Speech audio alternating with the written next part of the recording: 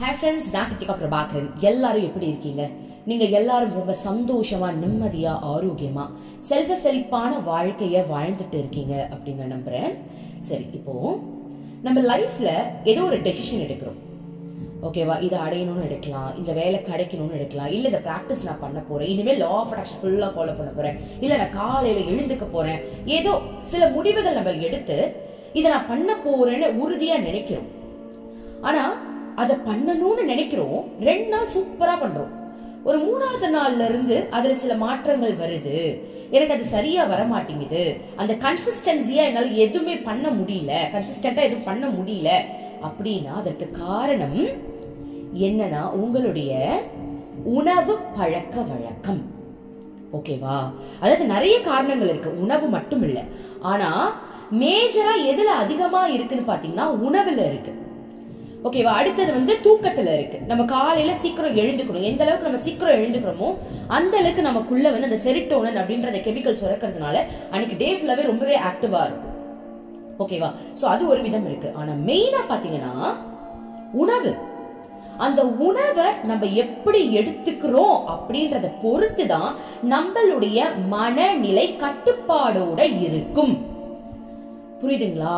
Suppose உணவை நம்ம கண்ட மேனிக்கு எடுக்கிறோம்னு வச்சுப்போமே, நீங்க ஆசைப்படுற மாதிரி ஒரு விஷயத்த உங்களால கரெக்டா பண்ணவே முடியாது. இப்ப நீங்க நினைக்கிறீங்க பிராக்டிஸ் ரெகுலரா பண்ண போறேன்னு, 3 நாள் பண்ணுவீங்க, 4 நாள் பண்ணுவீங்க, அதுக்கப்புறம் அதுல இன்ட்ரெஸ்ட் வராது. அதற்கு காரணம் நம்மளுடைய அந்த உணவு பழக்க வழக்கம் என்ன பண்ணும்னா நம்மளுடைய மைண்ட் செட்டை மாத்திக்கிட்டே இருக்குமா. நம்ம எப்படி சாப்பிடுறோம்ன்றத பொறுத்துதான் நம்மளுடைய மைண்டே அமையுது. சோ எப்படி நம்ம உணவை சாப்பிட்டா நம்ம ஆசைப்படுற மாதிரி நம்ம மைண்டுக்கு ஏத்த மாதிரி கரெக்டா நம்மளால எல்லாத்தையும் பெர்ஃபெக்ட்டா பண்ண முடியும் அப்படின்றத பார்க்கலாம். ஓகேவா? சரி, நம்பர் 1, இப்ப நீங்க ஒரு ஃபுட் சாப்பிட போறீங்க அப்படின்னா அது சமைச்சது யாரு அப்படின்றது ரொம்ப முக்கியம். ஏன்னா யாரு சமைச்சாலும் அவங்க எந்த மனநிலையோட சமைக்கிறாங்களோ அந்த மனநிலை அந்த உணவுல போய் கலக்குது. அந்த உணவை சாப்பிடுறவங்களுக்கும் அந்த மனநிலை நிச்சயமாக வரும். ஓகேவா? சோ அப்ப என்ன பண்ணணும் அப்படின்னா, யாரு சமைச்சாலும் சரி, நீங்க அந்த சாப்பாடை சாப்பிடறதுக்கு முன்னாடி ஒரு பிரேயர் பண்ணிக்கலாம், இல்ல ஜபம் பண்ணிக்கலாம். அப்படி இல்லையா லா ஆஃப் அட்ராக்ஷன் படி நல்ல நல்ல வார்த்தைகளை சொல்லிட்டு சாப்பிடலாம். உங்க வாழ்க்கைக்கு என்ன தேவையோ அந்த வார்த்தையே கூட இருக்கு, எனக்கு வேலை கிடைச்சிருச்சு, எனக்கு நல்லபடியா கல்யாணம் ஆயிடுச்சு, இந்த மாதிரி வார்த்தைகளை சொல்லிட்டும் சாப்பிடலாம். இறைவனுக்கு நன்றி அப்படின்னு பிரார்த்தனை செஞ்சுட்டும் சாப்பிடலாம். சோ சாப்பிடறதுக்கு முன்னாடி உங்களுடைய நல்ல வார்த்தைகளை சொன்னதுக்கு அப்புறம் சாப்பிட்டாதான் அந்த உணவு கரெக்டான ஒரு தூய்மை நிறைஞ்சதா இருக்கும். ஓகேவா? நம்பர் 2, பசிச்சு சாப்பிடணும். மெயின் இதுதான். நிறைய பேர் டைமுக்கு ஏத்த மாதிரி சாப்பிடுறாங்க, பட் பசிக்கவே பசிக்காது. ஆனா கண்டிப்பா நீங்க பசிச்சுதான் சாப்பிடணும்.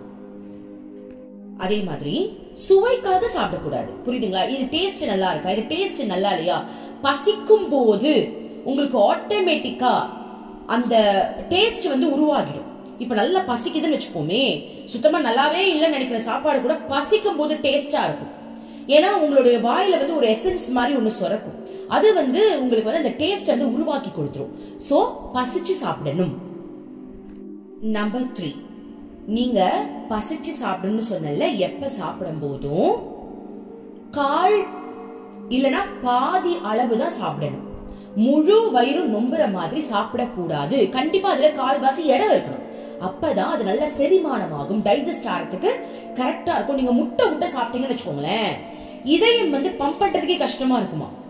சோ அதனால சாப்பிடும் போது வயிறு முட்டை சாப்பிடக்கூடாது, கொஞ்சம் குறைச்சிக்கணும். நமக்கு நல்லா பசிக்குது அப்படின்னா ஃபர்ஸ்ட் ஏப்பம் வருது பாருங்க, அந்த ஏப்பம் வந்துருச்சு அப்படின்னா பசி தீந்துருச்சுன்னு அர்த்தம். அதுக்கப்புறம் பசிக்கிற மாதிரி இருக்கும், ஆனா உங்களுக்கு அது போதும்னு சொல்லிடுச்சு. சோ அதோட நிறுத்திட்டு எழுந்துடணும். ஓகேவா?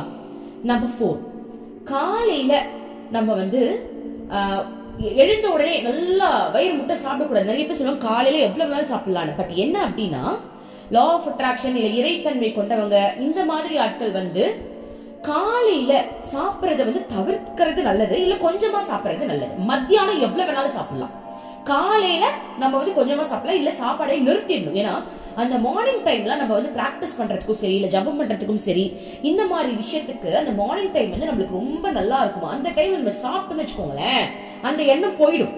புரியுதா? அப்ப பசிக்கு கொஞ்சோண்டு சாப்பிட்டுக்கலாம், மத்தியான டைம்ல எவ்வளவு வேணாலும் சாப்பிட்டுக்கலாம். ஆனா நைட்டு கண்டிப்பா ரொம்ப கொஞ்சம் தான் சாப்பிடணும். அது மட்டும் இல்லாம சூரியன் மறையறதுக்கு ஒரு 2 மணி நேரம் முன்னாடியே சாப்பிட்டு முடிச்சிடணும். நீங்க நைட்டு சாப்பிட்டுட்டு உடனே தூங்கிடக்கூடாது, புரியுதுங்களா?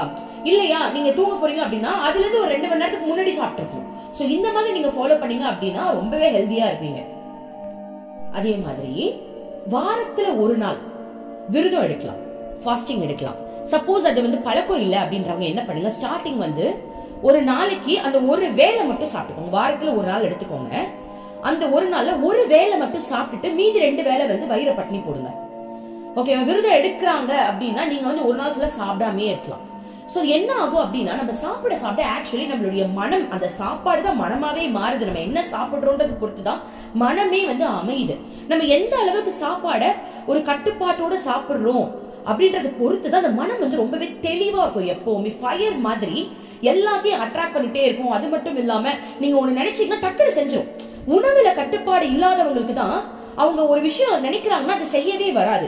உணவுல கட்டுப்பாட்டோட இருக்கிறவங்களுக்கு கண்டிப்பா பாருங்க அவங்க ஏதாவது ஒரு விஷயத்தை அச்சீவ் பண்ணிட்டு போயிட்டே இருப்பாங்க. சோ விரதம் வந்து வாரத்துல ஒரு நாள் எடுக்கலாம். சப்போஸ் நல்ல நாளா ஒரு பவர்ஃபுல்லான ஒரு எனர்ஜி, இந்த காஸ்மிக் எனர்ஜி சொல்லுவோம் இல்லையா, அந்த எனர்ஜி நிறைஞ்ச நாட்கள் பாத்தீங்கன்னா அமாவாசை, பௌர்ணமி, ஏகாதசி, இந்த மாதிரி எல்லாம் வந்துட்டு அந்த காஸ்மிக் எனர்ஜி நிறைஞ்ச நாள். சோ இந்த டைம்ல நீங்க விரதம் எடுத்து பாருங்க, முதல்ல உங்களுக்கு பசியே எடுக்காது. ஏன்னா காஸ்மிக் எனர்ஜி நிறைஞ்சு இருக்குல்ல. அது மட்டும் இல்லாம அந்த காஸ்மிக் எனர்ஜி இருக்கும் போது அதை நம்ம அனுபவிக்கணும். அந்த காஸ்மிக் எனர்ஜியோட நம்ம சில பிராக்டிசஸோ இல்ல சில தியானங்களோ இல்ல நம்மளுடைய சாதாரண ஒர்க்கோ நம்ம செய்யறோம்னு வச்சுப்போமே, அந்த காஸ்மிக் எனர்ஜி நமக்குள்ள அதிகமா போகும். ஆனா நம்ம அந்த டைம்ல மட்டும் நல்லா முட்டை சாப்பிட்டோம்னு வச்சுக்கோங்க, அந்த எனர்ஜி நமக்குள்ள போகவே போகாது. சோ இந்த மாதிரி டைம்ல விரதம் எடுக்கிறது நல்லது.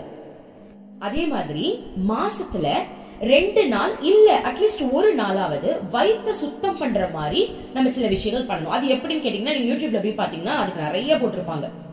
ஓகேவா? சோ வயிற்ற சுத்தம் பண்ணணும் அப்படின்னு சொல்றாங்க.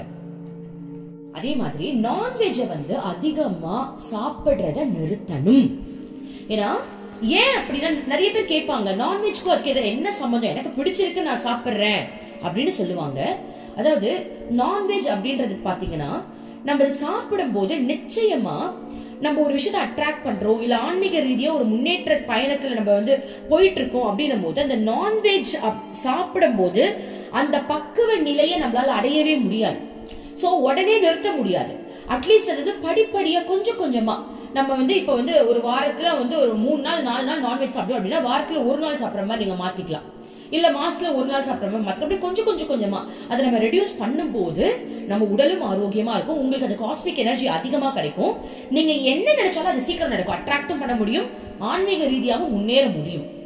சோ நான்வெஜ் வந்து நம்ம ஒரு கட்டுப்பாட்டோட தான் வச்சுக்கணும். மெயினா ஒரு விஷயம் சொல்ல போறேன். சில பேர் வந்து சிகரெட், தண்ணிக்கெல்லாம் அடிக்ட் ஆயிருப்பாங்க. சோ அதை வந்து நம்ம கண்டிப்பா வந்து விட்டுறணும். சோ ஸ்டார்டிங் உடனே வந்து விட முடியாது.